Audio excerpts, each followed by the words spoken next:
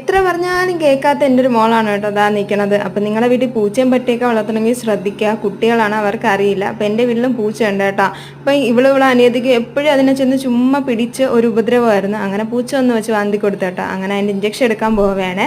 അപ്പോൾ ഇതാണ് കേട്ടോ, ഞാൻ LKG തൊട്ട് 4ാം ക്ലാസ് വരെ പഠിച്ച എൻ്റെ സ്കൂള്. അപ്പോൾ ജനറൽ ഹോസ്പിറ്റലിലോട്ടാണ് പോണത്. അപ്പം മിനിങ്ങാന്ന് അതിൻ്റെ ഫസ്റ്റ് ഡോസ് എടുത്തിട്ടുണ്ടായിരുന്നു കേട്ടോ. ഇന്നിപ്പോൾ സെക്കൻഡ് ഡോസ് എടുക്കാനാണ് പോണത്. അപ്പോൾ ഭയങ്കര സന്തോഷത്തിലാണ് ആത്തേറി പോയെങ്കിലും തിരിച്ചിറങ്ങി വന്നപ്പോഴത്തേക്കും ആ ജനറൽ ഹോസ്പിറ്റലിൽ മൊത്തത്തിൽ കിടുക്കിയിട്ടാണ് കേട്ടോ ഇറങ്ങിയത്. അപ്പം കണ്ണൂരിന് 2 വർഷം മുമ്പ് പൂച്ച മാന്തിയിട്ട് 4 ഇഞ്ചക്ഷനും ആ ഡോസ് കംപ്ലീറ്റ് ചെയ്തെടുത്തിട്ടുണ്ട്. അതിൻ്റെ പോലെ തന്നെ മുറിവിലും കൂടെ ഇഞ്ചക്ഷൻ എടുത്തിട്ടുള്ളതുകൊണ്ട് ഈ പ്രാവശ്യം 2 ബൂസ്റ്റർ ഡോസ് മാത്രം എടുത്താൽ മതിയായിരുന്നു കേട്ടോ. മിനിങ്ങാന്ന് ഇടത്തേക്കയിലും ഇന്ന് വലത്തേക്കയിലും ആയിട്ട് എടുത്തിട്ട് ആ കോഴ്സ് അങ്ങ് കംപ്ലീറ്റ് ചെയ്തിട്ടുണ്ട്. അതിനുശേഷം ഈ ഒരു ഇഞ്ചക്ഷൻ എടുത്തതിൻ്റെ വിഷമം മാറാൻ എനിക്ക് ജ്യൂസ് വാങ്ങിച്ചു തരണമെന്ന് പറഞ്ഞ് അങ്ങനെ ഞങ്ങളൊരു ജ്യൂസ് കുടിക്കാൻ കയറിയാണ് കേട്ടോ. ഞാനൊരു കുക്കുംബർ ജ്യൂസാണ് പറഞ്ഞത്. ഒരു വെറൈറ്റിക്ക് ഇന്ന് അങ്ങനെ ഒന്ന് ട്രൈ ചെയ്ത് നോക്കി കേട്ടോ.